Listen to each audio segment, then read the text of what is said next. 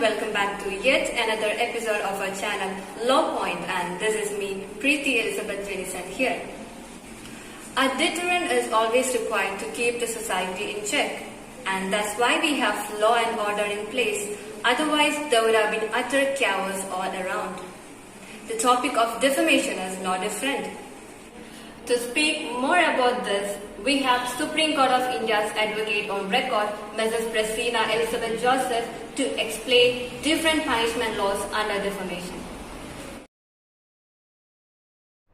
When a person is facing defamation, he can either file a civil case of defamation or a criminal case of defamation, or both civil and criminal case of defamation. In a civil case of defamation, the person who is filing the case is called a plaintiff, and he is called a complainant in a criminal case of defamation. Now, the person against whom a civil case of defamation is filed is called the defendant, and he is called the accused in a criminal case of defamation. In a civil case of defamation, the final relief is compensation or damages, whereas in a criminal case of defamation, the punishment is sentence of imprisonment. The quality of evidence in both civil and criminal case of defamation are different. In a civil case of defamation, one does not require 100% foolproof evidence. Even if there is some credibility in the evidence, the civil court can allow the defamation case in favor of the plaintiff. But this is not the case for criminal court. There, the complainant need to prove the case beyond the shadow of reasonable doubt or require 100% solid proof against the accused. Then only the criminal court will punish the accused. When a criminal complaint of defamation is filed, the police cannot arrest the accused outright. The police require permission from the magistrate court, that is, warrant to arrest the accused, because this offence of defamation is a non-cognizable offence. Now, if the accused is arrested by police with warrant, then the accused can get bail because this offence of defamation is bailable. Further, even when a criminal case of defamation is proceeding in criminal court, both complainant and accused can compromise the case, and complainant can withdraw the criminal case, as this is a compoundable offence. So, the criminal case of defamation is non-cognizable, bailable, compoundable offence with a simple imprisonment of 2 years, or with fine, or with both. As we have seen, in civil case of defamation, compensation or damages will be awarded. Please note that damage means any injury or loss happened. Damages means compensation. Now let's see different types of compensation that can be awarded by civil court. First is nominal damages. This type of damages or compensation will be awarded by the court to acknowledge the fact that yes, violation of legal right has indeed occurred. However, the court is of the opinion that there has been no loss or damage caused to the plaintiff because of defamation. For example, A defamed B and his business, and because of this defamatory statement, B became famous and his business flourished.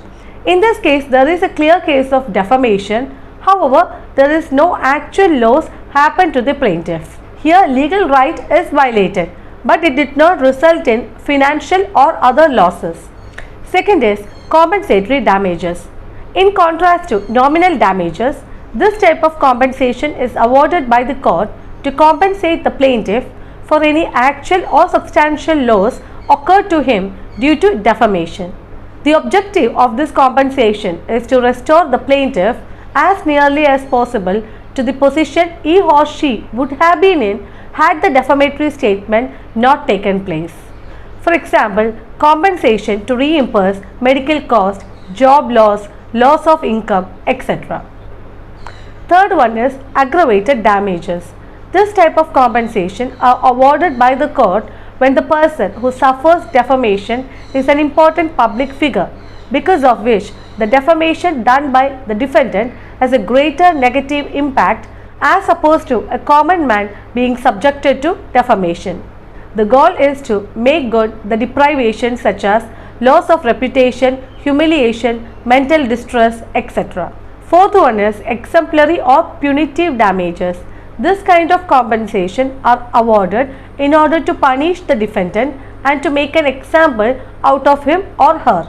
In these cases, the compensation awarded exceeds the actual loss suffered by the plaintiff. Punitive damages are awarded in order to punish the defendant for shocking and scandalous conduct and to deter such conduct in the future. To obtain punitive damages, the plaintiff need to show that the defendant acted with evil intention and fraudulent mind to cause defamation. Now, you might be wondering how the court arrived at actual compensation value. So, let's look at that. Calculating damages or compensation depend heavily on the facts of a particular case. With respect to losses to plaintiff's business or profession due to defamation, then the plaintiff's earnings from business or profession are first calculated. Thereafter, plaintiff's earnings and revenue based on plaintiff's damaged reputation due to defamation are calculated, which is then compared to plaintiff's revenue and earning had the defamation not taken place. Further, there are multitude of factors such as plaintiff's income tax returns, state of industry in which the plaintiff is engaged, plaintiff's business calendar to show that there was a decline in business appointments, as well as salary of other people who are engaged in the same industry with similar education and training as that of the plaintiff, etc. So, calculating compensation is not an exact science and it involves calculated speculation. The court can mitigate or reduce compensation in case the defendant released a statement in the same media which he used to defame the plaintiff, expressing apology or withdrawing the defamatory statement. For example, publishing a retraction in the newspaper. It is important to note herein that plaintiff also have a duty to mitigate damages. For example, plaintiff lost his job due to defamation. However, plaintiff got another job, but he did not take it up. In this case, defendant cannot be brought to book for the amount the plaintiff could have made having accepted the another job. So, these are the final relief under civil case of defamation and criminal case of defamation. Thank you. Thank you so much for watching our video. Stay tuned for more.